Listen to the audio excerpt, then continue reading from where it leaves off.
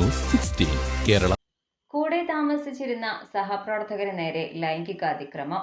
പാകിസ്ഥാൻ സ്വദേശികളായ 2 പേരെ ശിക്ഷിച്ച് ദുബായ് കോടതി. കൂടെ താമസിച്ച സഹപ്രവർത്തകന് നേരെ ലൈംഗികാതിക്രമം നടത്തിയെന്ന കേസിൽ പാകിസ്ഥാൻ സ്വദേശികളായ 2 പേരെ ദുബായ് കോടതി 3 മാസത്തെ തടവിനു ശേഷം നാടുകടത്താനും വിധിച്ചു. കഴിഞ്ഞ ഫെബ്രുവരി 3 അർദ്ധരാത്രിയാണ് കേസിനാസ്പദമായ സംഭവം. ലേബർ ക്യാമ്പിൽ ഏരിയയുടെ അതേ റൂമിൽ തന്നെയാണ് പ്രതികൾ താമസിച്ചിരുന്നത്. രാത്രി 1 മണിയോടെ 1-ാം പ്രതി കത്തി കാണിച്ച് ഇരയെ ഭീഷണിപ്പെടുത്തുകയും 2-ാം പ്രതി ലൈംഗികാതിക്രമം നടത്തുകയുമായിരുന്നുവെന്നാണ് പ്രോസിക്യൂഷൻ കേസ്. ഇരയുടെ കരച്ചിൽ കേട്ട് താമസക്കാരനായ മറ്റൊരാൾ ഇടപെട്ടതോടെയാണ് പ്രതികളുടെ അറസ്റ്റിന് വഴിവെച്ചത്. 2-ാം പ്രതി അതിക്രമം കാണിച്ചുവെന്ന് തെളിയിക്കുന്ന ഫോറൻസിക് തെളിവുകൾക്കൊപ്പം ദൃക്സാക്ഷിയെയും പ്രോസിക്യൂഷൻ കോടതിയിൽ ഹാജരാക്കിയിരുന്നു.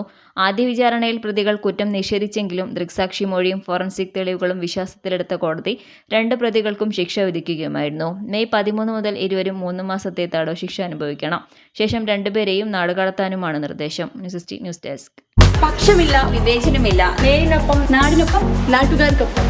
News 16 Kerala channel.